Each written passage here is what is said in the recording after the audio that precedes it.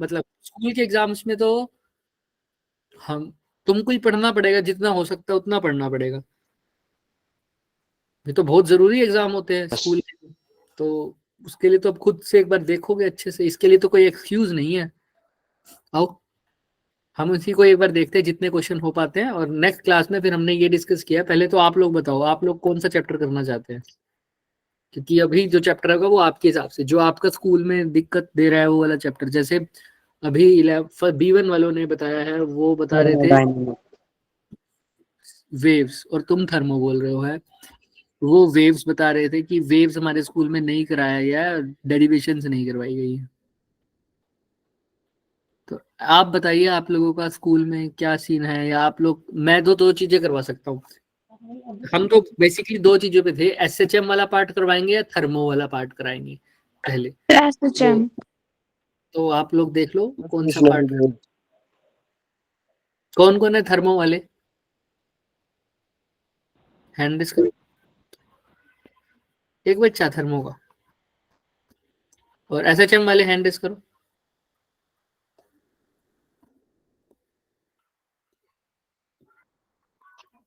तो आप SHM करना चाहते हो, और वेव्स और ऑसिलेशन जितना हो पाएगा फिर हम कर लेंगे। ठीक है बच्चों, फिर SHM पार्ट थोड़ा सा डिस्कस कर लेंगे, ठीक। और बाकी देखते हैं, हम कोशिश करेंगे अभी वही डेरी, देखो हम सारा कुछ कर लेंगे तो नहीं बता पाऊंगा अभी, तो जेई का बात होती तो चलो अलग थी, लेकिन अब बीच में बोर्ड ये स्कूल के एग्जाम है, तो हम पहले वही डिस्कस करेंगे जो तुम्हारे पेपर में आया हुआ डेरिवेशन उसकी, ठीक। और अभी सब ने पेपर लगाने हैं, जिसको पेपर नहीं मिल रहे तो मेरे से मांग लेना, हम ट्राई करेंगे दोबारा से वेबसाइट पे, जो मैंने वेबसाइट से निकाल के एक पेपर दिया था, आप लोगों ने देखा भी होगा, वही आज थोड़ा सा डिस्कस करते हैं। कुछ क्वेश्चंस आपको घर के लिए दूंगा, कुछ क्वेश्चंस अभी करेंगे, आओ ट्राई करें। Yes sir. Yes sir.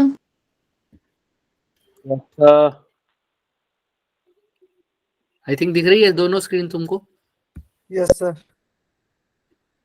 Yes sir.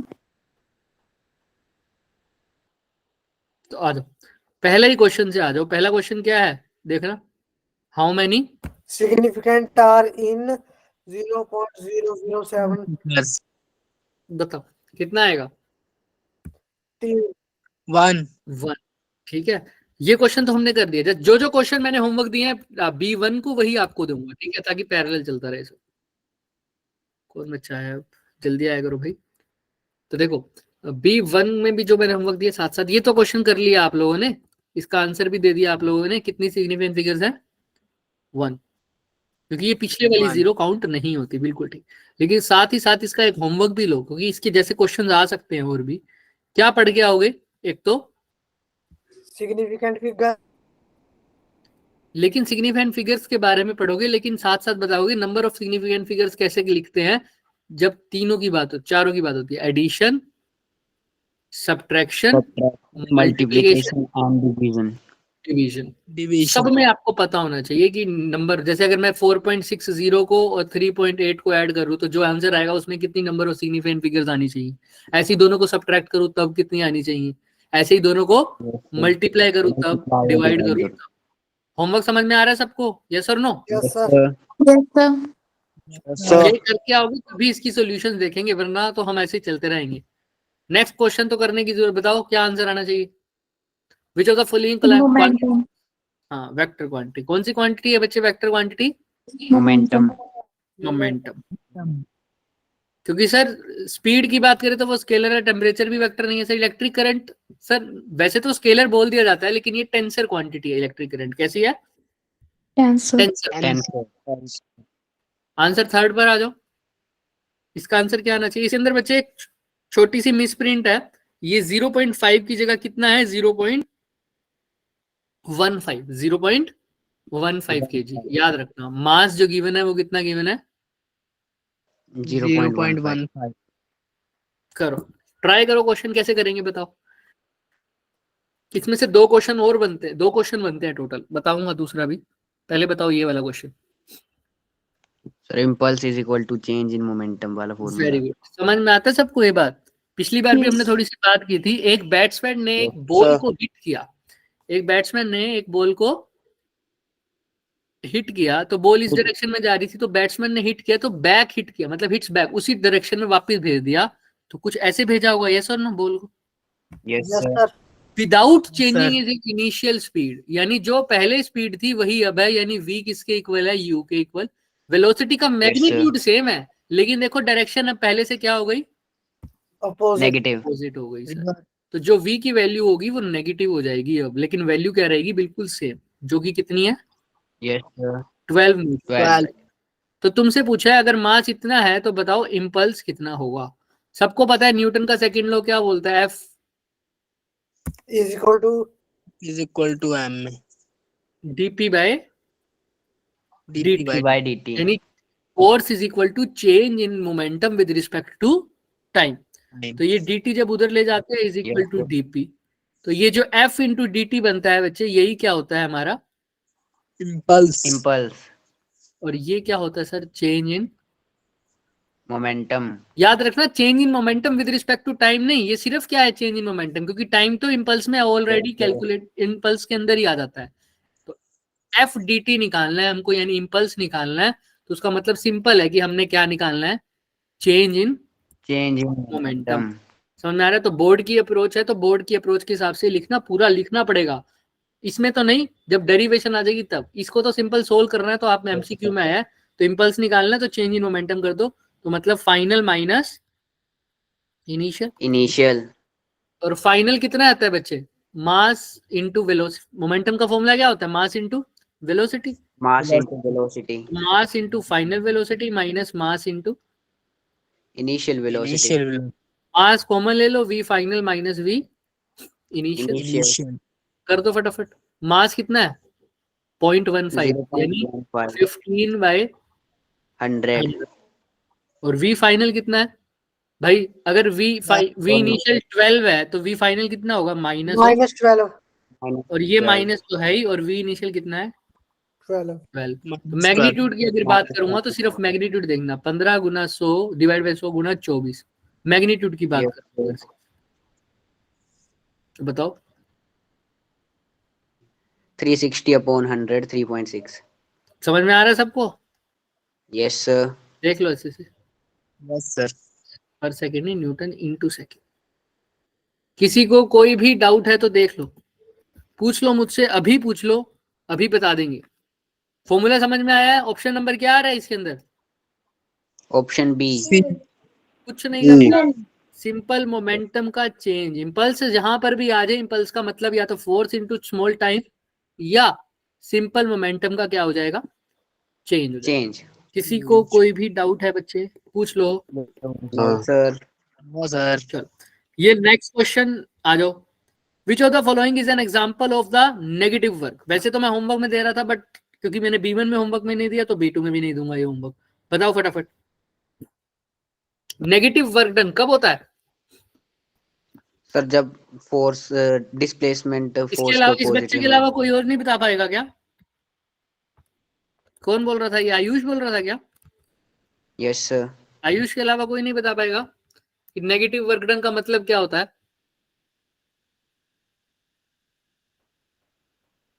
बताओ बताओ बताओ, जिसमें वर्क डन किया और कुछ ना हिले। हैं ये क्या डेफिनेशन है, वर्क डन के अलावा कुछ ना हिले। सर जिसमें वर्क और जैसे डिस्प्लेसमेंट के बीच में इसमें एंगल फोर्स लगाई 180 और डिग्री का वो हो। ना हिले। हाँ ये भी ठीक है, जिसमें डिस्प्लेसमेंट और फोर्स के बीच में एंगल 180 डिग्री हो जाए। और सुरेंद्र भी कुछ कह रहा था, बोलो बच्चे। सर जब हम फोर्स अप्लाई करें और अपोजिट डायरेक्शन में डिस्प्लेस हो बॉडी। डिस्प्लेसमेंट हो, ठीक है। और विश्व भी कुछ कह रहा था, विश्व कुछ कह रहे थे। No sir. चलो तो क्या है सर, दोनों बात सही है कि सर डिस्प्लेसमेंट और फोर्स और डिस्प्लेसमेंट दोनों की अपोजिट डायरेक्शन हो जाए।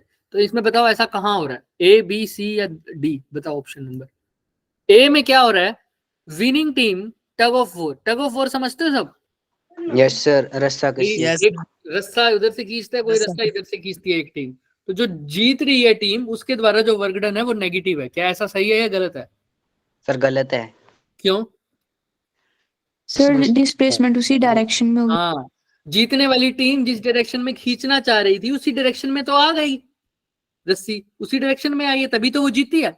तो उनमें तो फोर्स की डायरेक्शन और डिस्प्लेसमेंट की डायरेक्शन क्या है, सेम है, Same. तो वो तो पॉजिटिव वर्क हुआ, राइट। नेगेटिव वर्क डन किसके कारण हुआ, लूजिंग टीम के कारण। यस लेकिन लूजिंग टीम चाहती थी कि हमारी तरफ खींचे रस्सा, Losing team. लेकिन रस्सा कहाँ खींच गया, दूसरी तरफ। तो उसने फोर्स तो इधर लगाया मान लो राइट की तरफ, लेकिन रस्सी कौन सी तरफ गई, नेट में, नेट डिस्प्लेसमेंट कहाँ हुई, लेफ्ट, राइट की तरफ। समझ आ रहा, सॉरी राइट की तरफ उसने खींचने की कोशिश की, लेकिन डिस्प्लेसमेंट कहाँ हुई, लेफ्ट की तरफ। तो इसलिए ये वर्क डन कैसा हुआ, Negative. नेगेटिव। ये तो सही है। सी पर आओ, It's negative. Negative. Work done by the gravity while lifting a body above the surface of the earth. ये Negative. कैसा वर्क डन है भाई, बताओ। जीरो कैसे, सर ग्रेविटी ग्रेविटी हो रही है। नीचे वाली साइड लगेगी ना, और हाँ देखो, जीरो तब होता बच्चे जब डिस्प्लेसमेंट ही ना होती या फोर्स ही ना लगती। फोर्स तो लग रही है, ग्रेविटी लग रही है उसने बोला है, तो एक तो तब जीरो नहीं हो सकता। डिस्प्लेसमेंट ना होती मतलब मैं उठाने की कोशिश करता ब्लॉक को और ब्लॉक उठता नहीं ना, तो डिस्प्लेसमेंट जीरो हो जाती, तब मैं बोल सकता था कि वर्क डन कितना है, जीरो जीरो। जीरो लेकिन अब मैंने तो उठा दिया ब्लॉक को और ब्लॉक ऊपर भी उठ रहा है, लेकिन ग्रेविटी कहाँ लग रही है, नीचे को नीचे हाँ, तो ब्लॉक ऊपर उठ रहा है लेकिन ग्रेविटी नीचे को है, तो ये वर्क डन कैसा है, सोचो नेगेटिव भाई। ब्लॉक ऊपर जा रहा है, नेगेटिव ब्लॉक ऊपर Negative. जा रहा है, लेकिन वर्क, हाँ, तो डिस्प्लेसमेंट ऊपर है, तो ये आंसर आ गया नेगेटिव वर्क डन। तो बी भी सही है, सी भी सही है, तो यानी ऑप्शन नंबर क्या आएगा, B D. D, both B and C. चलिए नेक्स्ट क्वेश्चन। अब ये क्वेश्चन करो, the value of acceleration due to gravity at depth d is gd, at what height above the surface its value same. कैसे करो, sir C आएगा इसका answer. सी कैसे, sir पहले इनको इक्वेट कर देंगे ना, फिर इनका फॉर्मूला लिखेंगे, फिर वहां से। बिल्कुल। कोई क्वेश्चन समझा सकता है इसके, इस बच्चे के अलावा, अवनी ने बोला ना, इसके अलावा कोई और बता पाएगा, क्वेश्चन को समझा पाएगा, मेरे को क्वेश्चन समझ आना है, आंसर नहीं, क्वेश्चन। उस बच्चे ने तो बता दिया, बिल्कुल सही, वेरी गुड। और इसके अलावा क्वेश्चन पढ़ो और क्वेश्चन समझाओ पहले मेरे को। वो सर के ऊपर होगी आयुष बोल रहा है, आयुष के अलावा, आयुष के अलावा, रुक जाओ, आयुष, अवनी, इसके अलावा सुरेंद्र ने भी बोल दिया, अभी ने भी बोल दिया, और बताओ, अभी ने नहीं बोला वैसे, है ना, बाकी सब बताओ भाई। इनके अलावा कोई और बोलेगा, किसी को नहीं समझ में आता क्वेश्चन ये, लो पढ़ो, 2 मिनट लो आराम से और देखो इसको।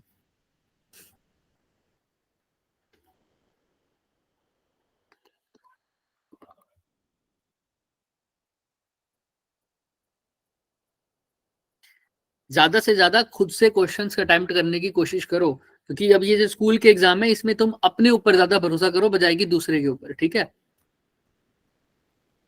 तो क्लास में सिर्फ डाउट्स के लिए आया करो, ऐसा कुछ हो जाएगा।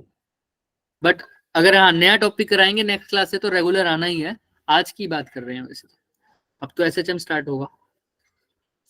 चलो देखो भाई, उस बच्चे ने बिल्कुल सही बोला, आयुष, आयुष ने बताओ क्या बोल रहे थे, अब बोलो। अवनी ने तो बता ही दिया, आयुष बताओ क्या बोल रहे थे, क्या बताना है इस क्वेश्चन में, गया क्या, आवाज आ रही है मेरी, यस सर। यस ठीक सर है। तो देखो एक्सेलरेशन ड्यू टू ग्रेविटी वो पूछ रहा है क्वेश्चन में कि बताओ कहां पर acceleration due to gravity same होगी, मतलब कितनी हाइट, मतलब सर ये अर्थ है, अर्थ के डी डिस्टेंस या सरफेस से नीचे जाता हूं तो जो वैल्यू आ रही है वही वैल्यू एच हाइट ऊपर पर भी आ रही है अगर, तो बताओ एच की वैल्यू कितनी है।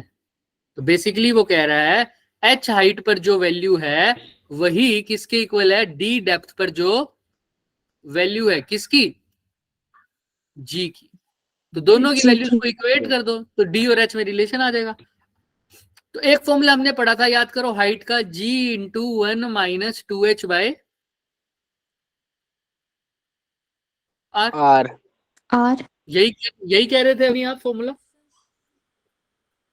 अवनी,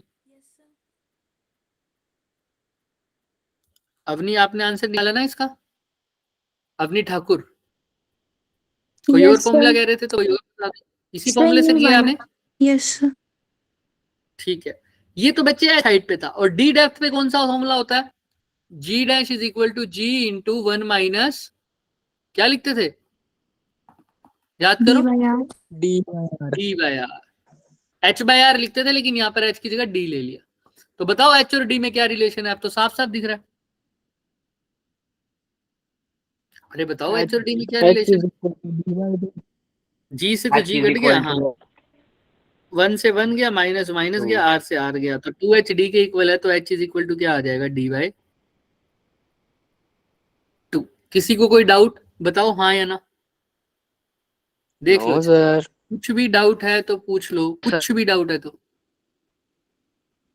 फिर मैं बात करूंगा, पहले तुम पूछो फिर मैं पूछता हूँ।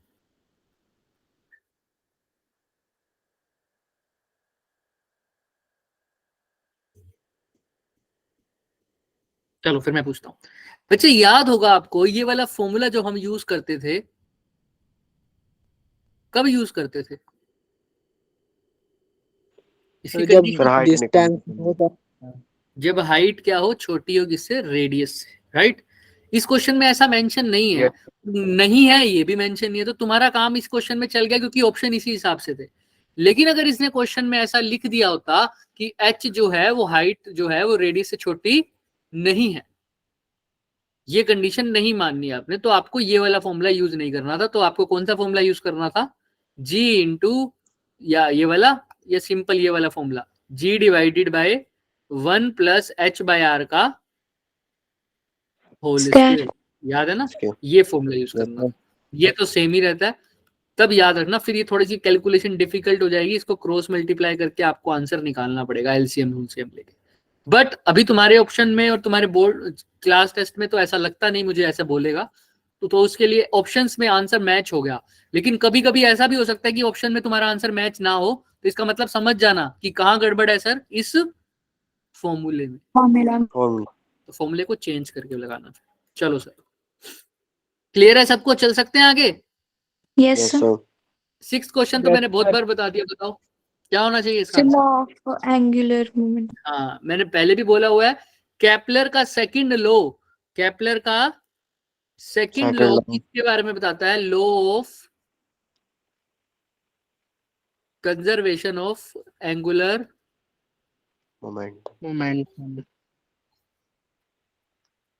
मोमेंटम। ठीक है, याद रखना हमेशा।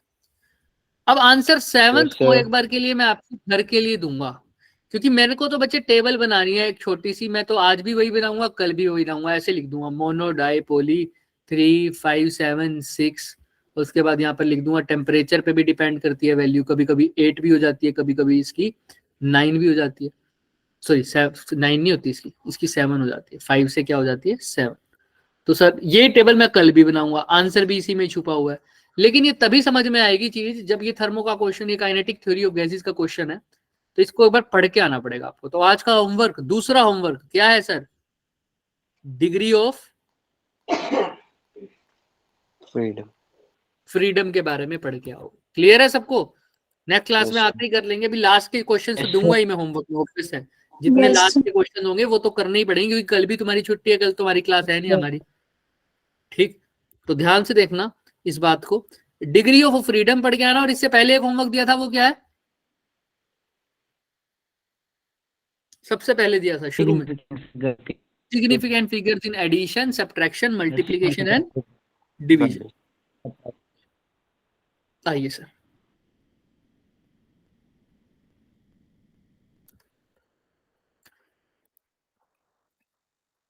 कर लोगे टाइम पीरियड का, या बार बार नहीं बताऊंगा? पिछली क्लास में बता दिया था, खुद से करोगे। टाइम पीरियड का फॉर्मूला बताया था ना तुम्हें, T इज इक्वल टू क्या होता है? 2 pi under root L by G. 2 pi L by G। Root L upon G की वैल्यू ध्यान से देख के आना, आंसर हो जाएगा। 9th क्वेश्चन पर आओ। Yes, sir. किसी को कोई डाउट है या करें? बताओ 9th क्वेश्चन, अगर कोई चाहता है करो तो अभी कर देंगे, बताओ फटाफट। No sir कर लेंगे। कर लोगे सब? सर हो जाएगा। अच्छा, तो इसके easy जो है। ऑप्शंस में और देके जो दिया हुआ है वो क्या कह रहा है? यस और सर वाला कर ऑप्शन लेंगे 9 था। हाँ तो वो क्या कह रहे easy हैं, जिसको नहीं आ रहा वो ध्यान से सुनना। डायमेंशनल एनालिसिस का क्वेश्चन है, वो पूछ रहा है, वो कह रहा है एक बॉडी है जो मास m की है और वेलोसिटी v की है, तो इसकी काइनेटिक एनर्जी का फॉर्मूला डराइव करना है।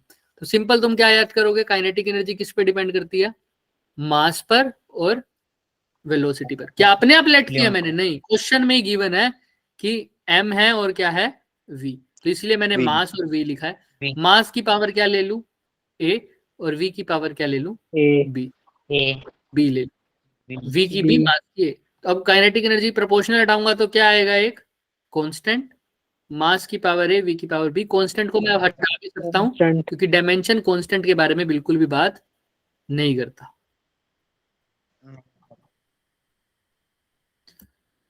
इसको क्या हो गया,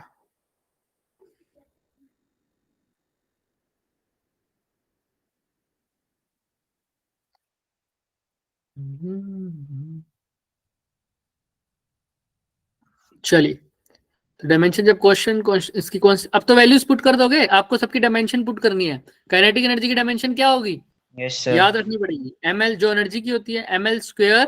m T inverse क्या t है? minus T 2 minus कांस्टेंट को हटा सकते हो अभी के लिए, मास की जगह क्या लिख सकते हो, m की M पावर है, m वेलोसिटी m की की जगह क्या पावर लिख है सकते हो, L to the power -1। की पावर b। क्लियर है सबको, ये सर नो, Yes sir। आइए सर। तो देखो अब क्या क्या करना है, अब बस इक्वेट कर देना दोनों साइड। पहले इसको खोल लो, m की पावर a, l की पावर कितनी हो जाएगी यहाँ से b, और t की पावर माइनस ऑफ b। अब कोफिशिएंट जो जो सेम है उनकी पावर सेम कर दो। m की पावर यहाँ 1 है, यहाँ m की पावर a है, तो a की वैल्यू किसकी इक्वल आ गई, 1 के। 1 के। और b की पावर देखो किसकी इक्वल आ गई, l को कंपेयर करो, देख लो अच्छे से, बताओ मुझे। से 2। 2 के इक्वल आ रही थी, तो a की पावर 1 आ गई, b की पावर 2 आ गई, तो काइनेटिक एनर्जी का ये फॉर्मूला था, इसके अंदर वैल्यू पुट कर दो। काइनेटिक एनर्जी किसकी इक्वल होती है, कांस्टेंट मल्टीप्लाई बाय मास की पावर a कितना है 1, 1 और v की पावर b कितना है 2। तो 2। काइनेटिक एनर्जी का फॉर्मूला आ गया कांस्टेंट इनटू mv स्क्वायर। आप सिंपल इतना भी लिख दोगे तो भी आंसर गलत नहीं होगा, क्योंकि डायमेंशन के अकॉर्डिंग पूछा और डायमेंशन कांस्टेंट की वैल्यू नहीं बताता, ठीक। लेकिन हम बाद में चाहे तो लिख सकते हैं, हेयर कांस्टेंट कितना होना चाहिए, आप सबको पता है, हाफ। half हाफ, इसलिए काइनेटिक एनर्जी का फॉर्मूला क्या बन जाता है, हाफ mv स्क्वायर। अगर लास्ट लाइन नहीं लिखोगे तब भी क्वेश्चन में नंबर नहीं कटेगा आपका, बट लिख दोगे तो अच्छा है, ठीक है। क्लियर है सबको, अच्छे से Yes देख sir। लो, किसी को कोई भी डाउट है, yes sir इससे ऊपर वाले क्वेश्चन में डाउट है तो वो भी पूछ सकता है, न्यूटन इनटू डाइन, वो भी इंपॉर्टेंट क्वेश्चन है, लेकिन आसान है, हमने पहले भी बात की हुई है उस पर, बट फिर भी एनीबडी एनी डाउट पूछ लो, चले। Yes sir। yes sir अब ये क्वेश्चन 9th क्लास का मैं नहीं बताने वाला, why does a cricket player lower it hands while catching a ball, कर लोगे Yes sir। सब 9th yes क्लास के क्वेश्चन में जाके देख लेना। लॉज ऑफ लिमिटिंग फ्रिक्शन एक बार आपको पढ़ के आना पड़ेगा, लेकिन मैं बता देता हूं, हमने सारी चीजें बात करी थी लिमिटिंग फ्रिक्शन के बारे में, मैं सब बता देता हूं। लिमिटिंग फ्रिक्शन क्या था सर, लॉज वगैरह पढ़ोगे आप, लेकिन लिमिटिंग फ्रिक्शन क्या होता है मैं अभी बताता हूँ। पता था सर लिमिटिंग फ्रिक्शन कौन से टाइप का फ्रिक्शन होता है, type of static static friction. लेकिन ये कब लगता है सर, कब लगता है, So when body just starts हाँ, to move। Just starts moving, just starts moving. ये सर जो लिमिटिंग फ्रिक्शन है वो मैक्सिमम वैल्यू होता है किसकी, स्टैटिक फ्रिक्शन की। है ना। static और ये friction की। एन पर तो डिपेंड करता ही करता है, सरफेस पे भी करता है, लेकिन कैसे करेगा वो सब आप पढ़ के आएंगे। मैंने पहले भी वो रबिंग वाले हैंड से नॉर्मल वाला की तो बात बताई थी, आपको याद है, हैंड रबिंग से, जब हम यस प्रेस करके हैंड को रब करते हैं, yes ऐसे प्रेस बनता है, वो वाली प्रेस नहीं, हाथों को प्रेस करके एक दूसरे के साथ, तो फिर जब रब करते हैं तो मुश्किल से रब होता है, क्योंकि नॉर्मल बढ़ जाता है, इसी वजह से फ्रिक्शन का कोफिशिएंट भी बढ़ जाता है। फॉर्मूला आप सबको पता है, F is equal to friction का क्या होता है, स्टैटिक और लिमिटिंग फ्रिक्शन का, F is equal to mu into N. and mu क्या होता है, mu into N coefficient of coefficient of static static limit static friction, limiting friction. हाँ, स्टैटिक फ्रिक्शन बोलोगे वही लिमिटिंग फ्रिक्शन का कोफिशिएंट। चले आगे, चलिए सर आइए। अब थर्ड क्वेश्चन जो ये नेक्स्ट क्वेश्चन जो है, derive relation between torque and, ये आपका तीसरा होमवर्क है आज का। लेकिन इसके अंदर बात क्या करनी है वो देख लो। फॉर्मूले में कुछ नहीं है, आंसर लिख देंगे तो ये हो जाएगा। देखो टॉर्क इज इक्वल टू, जो फोर्स और मोमेंटम का होता है वही, torque is equal to DL by dt। dt। ये फॉर्मूला है। बट इसको डराइव एक बार आप देख के आना, अगर नहीं आए तो मेरे से पूछना। सिंपल सर आता है। आता है, क्लियर है सबको? यस सर, यस फिर भी अगर किसी, अच्छा बताओ कहाँ से स्टार्ट करोगे इसको डराइव करना, बताओ कहाँ से स्टार्ट करोगे अब इसको डराइव करना सर। है? वो कैसे करोगे? r क्रॉस p टॉर्क से को सर। लिख दिया आर क्रॉस एफ, ऐसा? और बोलो अब क्या लिखोगे? सर डिफरेंशिएशन करेंगे दोनों साइड। हाँ कर सकते हो, डिफरेंट डिफरेंट इसके मेथड है करने के। आप देख के आना, जो आपको पसंद आए उससे कर सकते हो आप, लेकिन अच्छे से डराइव करके आना। क्लियर है? नहीं तो हम पूछ लेना दोबारा आगे। तो ये तीन sir। होमवर्क। तीसरा होमवर्क, पहला होमवर्क क्या था सर? Significant figures. दूसरा क्या था सर? सिग्निफिकेंट वाला, degrees of degree freedom. Of freedom. और तीसरा सर ये टॉर्क वाला, टॉर्क का यस रिलेशन सर। प्रूव करना, वैल्यू हमने बता दिया। अब ये तो बता दिया भाई। अभी किसी को इसमें दिक्कत है 13 तो अभी डराइव कर देंगे, बताओ। ये वैसे हमने डराइव किया हुआ है पेपर में, मतलब अपने चैप्टर्स में भी। सर आता है Yes। ये। क्या था सर आता ये? है। Value at g at any depth D.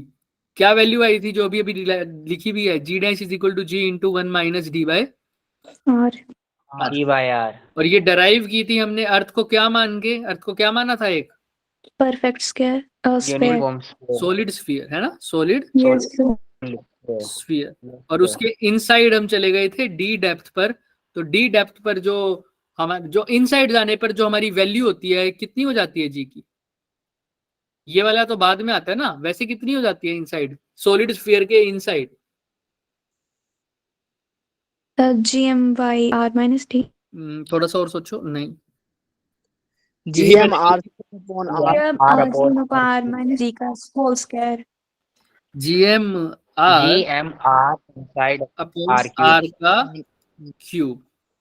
अगर अंदर आर डिस्टेंस जाते हो, लेकिन अंदर अभी आप अगर सेंटर से आर डिस्टेंस होता है तो, लेकिन अभी सेंटर से कितना डिस्टेंस है पता नहीं।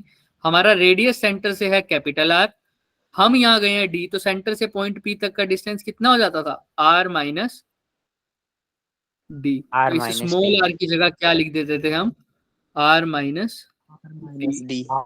फिर इसको आगे प्रूव करते थे। आगे क्या करते थे सर हम? आगे हम लिखते थे जीएम अपॉन में आर क्यूब को एज इट इज लिखते थे। आर क्या ले लेते थे कॉमन? अंदर क्या रह जाता था अगर आर कॉमन ले लिया तो? 1 minus D by, d by r। और इस आर क्यूब को क्या लिख सकता था वो? R square multiply by R. एक आर से एक आर कट गया। जीएम बाय आर स्क्वायर को क्या लिख सकता हूँ? स्मॉल जी।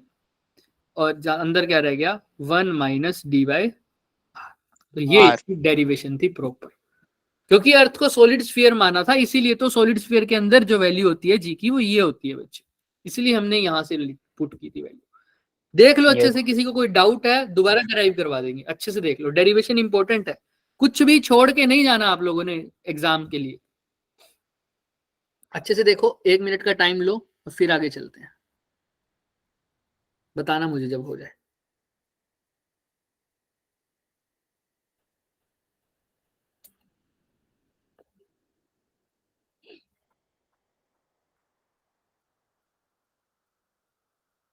कोई भी चीज समझ ना आ रही हो बेझिझक पूछो।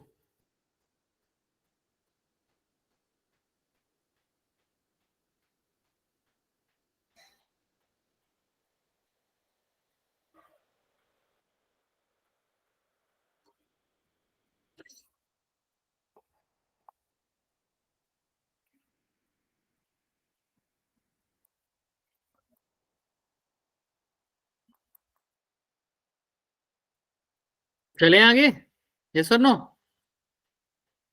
बोलो, मेरी आवाज आ रही है सबको? yes sir। तो बोलो ना फिर। चले आगे या देख रहे हो अभी डेरिवेशन? तो चलते हैं आगे। सर चल चले। किसी को इस चीज में तो डाउट नहीं आ रहा ना? Yes sir. आ रहा है? No sir. ठीक है, ये जाके देखना, और यहीं नो से एक सर। क्वेश्चन और भी बन सकता है। इसमें तो नहीं है वो क्वेश्चन, बट तुमको आना चाहिए। वो पूछ सकता है डराइव करो किसके लिए, फील्ड की वैल्यू फॉर सॉलिड स्फीयर और स्फेरिकल, सॉलिड स्फीयर के लिए शेल। या स्फेरिकल शेल के लिए, दोनों के लिए आ सकता है। शेल। ये मैंने अच्छे से करवाया भी हुआ है। अगर आपको कोई भी डाउट हो, एक बार उस वीडियो को देख लेना, और फिर भी अगर कोई डाउट हो तो मेरे से आके दोबारा पूछ लेना, हम तीनों डेरिवेशन दोबारा कर देंगे। क्लियर है? Yes sir. लेकिन एक बार आपको देखना तो पड़ेगा ही। Yes, ये sir. वैसे मैंने पूरी डेरिवेशन ही कराई हुई है, सॉलिड स्फीयर की, स्फेरिकल शेल की और सिंपल। इसकी डेरिवेशन इन द सेंस क्या है, सॉलिड स्फीयर स्फेरिकल शेल में तो सिंपल फॉर्मूला ही है। ठीक, अच्छा नेक्स्ट क्वेश्चन हमने पढ़ा हुआ है, देख लो, आप खुद ही बता सकते हो क्या आंसर आना चाहिए इसका, 14th का। बताओ क्या आंसर आना नॉर्मल चाहिए? Stress upon longitudinal strain. Very good, है ना? सबको पता है सर कि सर जो हमारे पास स्ट्रेस, जो यंग्स मॉडुलस होता है, वो किसका फॉर्म, किसका वो होता है, ratio, normal stress upon normal stress कौन अपॉन सा strain, longitudinal strain. Longitudinal strain. Strain. Normal stress क्या होता है, force upon area, normal force upon area. और लॉन्गिट्यूडनल स्ट्रेन क्या होता है, डेल्टा एल बाय। एल। अब इसकी डायमेंशन कैसे निकालोगे सर? जो स्ट्रेस की डायमेंशन है, यानी फोर्स पर यूनिट एरिया की डायमेंशन, वही किसकी है, यंग्स मॉडुलस की, क्योंकि स्ट्रेन की तो कोई डायमेंशन होती नहीं, क्योंकि ऊपर भी लेंथ है नीचे भी लेंथ है, तो सिर्फ रह गया फोर्स अपॉन एरिया। फोर्स की डायमेंशन होती है MLT माइनस का 2, और एरिया की क्या होती है, L का स्क्वायर। तो इसकी डायमेंशन क्या आ जाएगी, ML माइनस 1 T माइनस 2। यही यंग्स मॉडुलस की डायमेंशन है, और इसकी यूनिट भी जो स्ट्रेस की होती है। Yes sir. कर लोगे ट्राई, फोर्स पर metre square. Yes sir. Newton पर मीटर स्क्वायर। किसी को कुछ भी पूछना है तो दोबारा पूछ लो, यंग्स मॉडुलस के अंदर अच्छे से पढ़ा हुआ है हमने। फिर भी किसी को कोई डाउट है, फ्री के 2 नंबर हैं ये, तो बोल देना अगर, वरना हो जाए तो आगे चलो।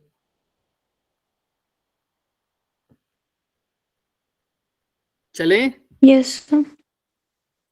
तो अभी तक हमने 3 ही होमवर्क दिए हैं। 15वें क्वेश्चन के बाद, पहले 15वें क्वेश्चन पे आ जाओ। 15वां क्वेश्चन क्या कहता है, जीरोथ लॉ ऑफ थर्मोडायनेमिक्स, किसी को आता है क्या? सर अगर two system separately third system के साथ थर्मल इक्विलिब्रियम में है तो वो इक्विलिब्रियम। बिल्कुल। अगर दो सिस्टम अगर मान लो ए है, वो भी सी के साथ क्या है, थर्मल इक्विलिब्रियम में, और बी भी किसके साथ है, सी के साथ थर्मल इक्विलिब्रियम में, तो सर ए और सी भी आपस में क्या होंगे सर, थर्मल, ए और बी भी आपस में क्या होंगे, thermal equilibrium. If two systems are separately in equilibrium, thermal equilibrium with each other, या ऐसा बोल दो, if two systems are separately in thermal equilibrium with third system, then they both of the systems are in thermal equilibrium with themselves also. समझ रहे हो? English लिख पाओगे इसकी? Yes sir. एक बार देख लेना, whenever two systems are in thermal equilibrium with any third system, then these two systems A and B, name लिख के बोलना, are also in thermal equilibrium. तो अभी तक 3 क्वेश्चन है होमवर्क में, चौथा क्वेश्चन ये दिख रहा है आपको? क्यों बता रहा हूँ ये, क्योंकि ये भी बच्चे उसके ऊपर है, अभी तक हमने नहीं पढ़ा हुआ इसको, और इसको थोड़ा सा आपको देखना पड़ेगा जाके। सर काइनेटिक इंटरप्रिटेशन, इसका एक हिंट दे देता हूं मैं आपको। एवरेज काइनेटिक एनर्जी का फॉर्मूला होता है हाफ kBT, यहाँ पर के होता है बोल्ट्जमैन कांस्टेंट। तो एक बार काइनेटिक थ्योरी ऑफ गैसेस, क्योंकि मैं जो चैप्टर स्टार्ट करने वाला था वो यही था, next chapter kinetic theory of gases, ये भी जल्दी हो जाता है हमारा, बट आप लोगों को SHM कर रहे हैं, क्योंकि काइनेटिक थ्योरी ऑफ गैसेस में तभी एडवाइस करता जब जेई कर रहे होते हैं हम, जेई की प्रिपरेशन। अभी क्योंकि स्कूल का एग्जाम की प्रिपरेशन कर रहे हैं, तो इससे हल्की फुल्की डेफिनेशन आ जाएगी, लेकिन इतना बड़ा ये क्वेश्चन नहीं है कि इससे 4 नंबर का कोई क्वेश्चन बन जाए, 3 नंबर का कोई क्वेश्चन बन जाए, या कोई बहुत अच्छा न्यूमेरिकल बन जाए, है ना? तो वो SHM से ही बन सकता है ज्यादा, तो इसलिए SHM ही कर लेंगे, कोई नहीं। बट इसको एक बार पढ़ के आना, ये 4th है काइनेटिक थ्योरी ऑफ गैसेस का। सिर्फ तुम्हें एक बार टेम्परेचर के बारे में पढ़ के आओगे ना, तभी सारा क्लियर हो जाएगा, ये ज्यादा मुश्किल चैप्टर है नहीं। क्लियर है सबको? यस चौथा sir. Homework. Yes next sir. अब ये 17th नहीं करवाने वाला, 9th की कोई भी बुक उठा के देख लेना, आपको मिल जाएगा। और आपको से मोस्ट ऑफ द स्टूडेंट्स को तो आता ही होगा डराइव करना, S is equal to UT plus half A T square graphical method से आता होगा। यस सर आता है। फिर भी Yes, नहीं sir. आता, 9th Yes, sir. क्लास की कोई भी बुक उठा के देख लेना, आराम से दिख जाएगा, बहुत अच्छे से एक्सप्लेन किया हुआ है। और इसका और पार्ट देखो तुम पहले, वो किसी को करना हो तो बताओ। 17th देखो ध्यान से, आता है? दो एंगल निकालने हैं दो वेक्टर्स के Yes, बीच में, कैसे sir. निकालोगे? Sir dot product. हाँ, जब भी दो एंगल पूछे हो दो वेक्टर के बीच में, तो डॉट प्रोडक्ट निकाल दो। डॉट प्रोडक्ट का फॉर्मूला क्या होता है? Magnitude of A multiply by magnitude of B multiply by cos theta, A B cos theta. तो इसका डॉट प्रोडक्ट तो आप फटाफट निकाल ही दोगे। कैसे करते हो डॉट प्रोडक्ट इनका निकालना? आई को आई के साथ, जे को जे के साथ और के को के साथ। क्या आएगा आंसर बताओ? आई को जब आई के साथ करोगे तो क्या आएगा? Minus of 1। जे को जे के साथ करोगे तो क्या आएगा? Plus of plus 2। माइनस के को माइनस 2 के साथ करोगे तो माइनस माइनस प्लस, तो क्या आ जाएगा? प्लस का प्लस 2। ये तो आ जाएगा डॉट प्रोडक्ट, यानी दो में दो, चार, चार में से एक गया 3। 3। राइट। अब लेकिन यहां पर क्या लिखोगे? मैग्नीट्यूड ऑफ ए कैसे निकालते हैं? मैग्नीट्यूड याद है सबको? Yes sir. सर Yes, उसके sir. सभी जो Root यूनिट square वेक्टर्स हैं उनका करके स्क्वायर under प्लस अंडर। तो आई यानी 1, 1 का स्क्वायर प्लस 2 का स्क्वायर माइनस, यानी फिर से 1 का स्क्वायर। तो 1 2 4 और 1 5, कितना आ जाएगा? Under root 5। यस और नो? देख लो अच्छे से। Yes sir. पक्का? Yes sir. हाँ बोल रहे हो? Sir 4 yes sir. 4 आएगा पक्का? सॉरी सर 6 आएगा। 6 आएगा। क्या आएगा बच्चे? 6 आएगा। 6। क्यों? 2 का स्क्वायर 4, 4 प्लस 1 Root 5 और 5 प्लस 1 6। ऐसे ही बी का क्या आएगा मैग्नीट्यूड अंडर रूट में? 6. 1 प्लस 1 प्लस 2 का Root स्क्वायर 6. 4 प्लस 5 3 6। तो ए का जगह भी रूट 6 Root. लिखोगे, बी की जगह भी रूट 6 लिखोगे, और साथ में है कोस थीटा। तो ये हो जाएगा 3 is equal to root 6 into root 6, 6 हो जाएगा, इज इंटू में कोस थीटा। तो कोस थीटा किसके इक्वल आ जाएगा? 3/6 करोगे तो 1/2। तो थीटा कब होगा? यानी ये 60 डिग्री। 60 डिग्री। तो angle between the two vectors क्या आ रहा होगा? 60 डिग्री, क्योंकि कोस थीटा 1/2 तभी होता है जब एंगल कितना हो? 60 डिग्री। क्लियर है सबको? यस और नो? देख लो अच्छे से। अब नेक्स्ट वाला बताओ। इसके बाद से जो होमवर्क क्वेश्चन आएंगे आपके, मैंने जो B1 में दिया है, यहां से अगले वाले क्वेश्चन, क्योंकि कल आपकी छुट्टी थी। वैसे तो मैं उनको सिर्फ ये होमवर्क दे रहा था पहले, 27, 26, 25, 24, सिर्फ 4-4 नंबर वाले। लेकिन अब आपकी छुट्टी है, मतलब छुट्टी इन द सेंस कल क्लास हमारी तो नहीं है, तो आपको 18 से लेकर 20, वैसे ये होमवर्क मैंने पिछली बार दिया था आपको, लेकिन अब ये सीरियस वाला होमवर्क है 18 से 27 तक। 18 से कहां तक? 27। सबका मेरे पास आंसर आना चाहिए। और ऐसा नहीं अगर पूछा हुआ कंजर्वेशन ऑफ मोमेंटम का प्रूव करो तो तुम सीधा लिख दो MVI please equal to P initial equal to P final. नहीं, जैसा तुम स्कूल में अटेम्प्ट करोगे वैसा ही मेरे पास लिख कर आना चाहिए। समझ में आ रहा है? Yes sir. कहां से कहां तक? 18 से लेकर 27 तक, 18 से 27। और 10 क्वेश्चन भी नहीं है बच्चे, ये सिर्फ 9 क्वेश्चन है। क्लियर है सबको? Yes sir. ट्राई करके आना, मतलब टोटल 10 करवा लेना ऊपर से एक नीचे मिला के, बट ट्राई करके आना। और सारे के सारे क्वेश्चन जो नहीं हुए वो तो हम करेंगे ही, लेकिन जो हो गए उनको अच्छे से प्रेजेंट करके मेरे पास लिख के आना, क्योंकि तभी हम चेक कर पाएंगे ना कि क्या गलती है किसकी। तो मैं उसकी गलती भी बता दूंगा उस बच्चे को कि कैसे तुमको मॉडिफाई करके लिखना है आंसर। क्लियर है? किसी को कोई डाउट है Yes, जो मैं sir. बोल रहा हूँ? कौन कौन भेजेगा मेरे पास आज फॉर्म बताओ? कल का भी दिन है, आज का भी दिन है, हैंड रेज करो कौन कौन भेजेगा।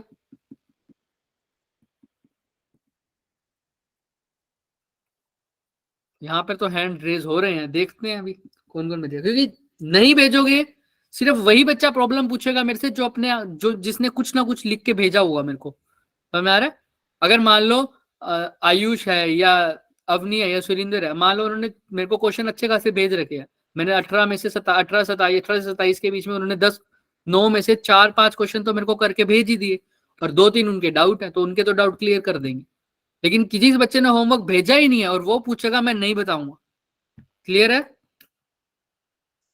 तो सब भेजेंगे। Yes sir. चलो, अभी तक दीक्षांत भेजता है रेगुलर होमवर्क, और कोई बच्चा नहीं रेगुलर भेजता था। चलो ठीक है बच्चों, आज के लिए इतना ही करेंगे। होमवर्क मैंने तुम्हें बता दिया है, बट फिर भी कोई डाउट रहता है तो देखना। इसके जो प्रॉब्लम है वो तो हम नेक्स्ट क्लास में डिस्कस कर लेंगे, लेकिन नेक्स्ट क्लास में हमने जो चैप्टर स्टार्ट करना है वो कौन सा है? SHM। पर हार्मोन। ठीक है, सर अभी आप डिग्रीज ऑफ फ्रीडम थोड़ा सा एक्सप्लेन कर दोगे? डिग्री ऑफ फ्रीडम बच्चे नंबर ऑफ मोड्स होते हैं कि कितने कहाँ पर पार्टिकल एग्जिस्ट कर सकता है, ऐसा बोल सकते हो। कि जैसे 1 डायमेंशन में बात कर सकते हैं, मतलब पार्टिकल अगर एक डायमेंशन की बात करो तो वो एक्स में भी हो सकता है, वाई में भी हो सकता है, और लीनियर की बात करो तो सिंपल एक मोनोटॉमिक पार्टिकल है, एक सिंगल पार्टिकल है, तो वो या तो एक्स एक्सिस में एग्जिस्ट कर, या एक्स एक्सिस में मूव कर सकता है, या वाई में मूव कर सकता है, या जेड में। तो इसलिए जब मोनोटॉमिक गैस होती है उसके डिग्री ऑफ फ्रीडम कितने होते हैं? 3, एक्स वाई जेड। इसको ट्रांसलेशनल डिग्री ऑफ फ्रीडम बोलते हैं। और तुम्हारी बुकिश लैंग्वेज में बोलोगे तो कितने मोड्स में पार्टिकल एनर्जी को एक्वायर कर सकता है। 3 तरह के मोड्स, डिफरेंट मोड्स होते हैं हमारे पास। ट्रांसलेशनल मोड, फिर होता है वाइब्रेशनल मोड, फिर होता है रोटेशनल मोड। तो ट्रांसलेशनल मोड जो मोनोटॉमिक होता है उसमें वाइब्रेशन और रोटेशनल की तो बात ही नहीं करते, सिंगल मॉलिक्यूल होता है, क्योंकि सिर्फ ट्रांसलेशनल मोड होता है, और वो कितने होते हैं अभी हमने बात करी है? 3। तो इसलिए मोनोटॉमिक की डिग्री ऑफ फ्रीडम होती है 3। डायटोमिक के भी 2 केस बनते हैं, 5 और 7। वो कब 5 होता है कब 7 वो कल डिस्कस करेंगे, लेकिन एक बार डिग्री ऑफ फ्रीडम पढ़ के आना, ठीक? Yes sir. Yes sir. और कुछ किसी को कोई डाउट? चलो फिर ठीक है बच्चों, मिलते हैं नेक्स्ट क्लास में आपको। इसीलिए थोड़ा सा है, इसको अच्छे से करके आना। ये पहले का होमवर्क था बच्चे, मेरे छुट्टी लेने से पहले का काम था ये। और मैंने आप सबको हिंट दिया था कौन से चैप्टर का टेस्ट हो सकता है, बोला था ना? ग्रेविटेशन। तो हुआ ना ग्रेविटेशन का टेस्ट, हुआ ना? Yes sir. तो ध्यान रखा करो। चलो मिलते हैं बच्चे नेक्स्ट क्लास में, आपको इसको करके आना, लेकिन तभी हम नया चैप्टर स्टार्ट करेंगे। और मैं अभी के लिए बोल रहा हूँ कि हम पहले वही क्वेश्चन डिस्कस करेंगे एसएचएम के भी जो आपके स्कूल एग्जाम्स में है ज्यादा। ओके, जा सकते हो बच्चे अगर किसी को कोई डाउट नहीं है तो। Bye bye. Bye. Good night sir. Good night बच्चे, गुड नाइट।